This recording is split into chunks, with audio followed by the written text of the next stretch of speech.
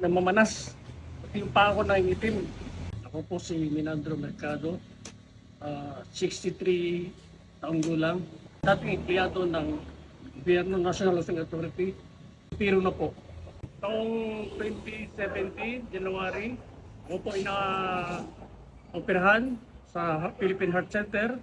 Punta ako ng Batangas, napunan nila na ako ay namamanas. Yung pa ako na itim.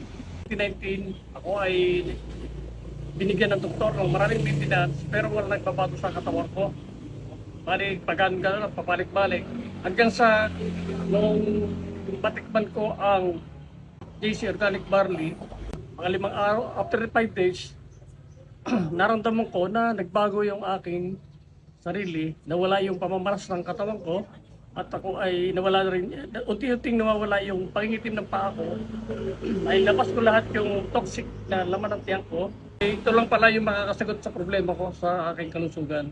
At ako'y lubos na nagpapasalamat dahil kung hindi ako naalok ng bayaw ko, sigurado hindi ako makakasama sa mga nakaraan. Kaya laking pasasalamat ko sa JC Organic Barley.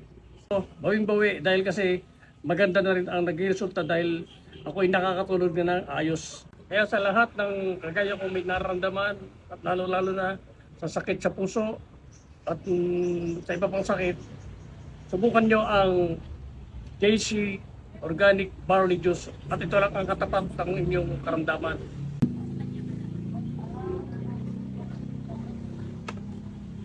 Sarap, matamis-tamis.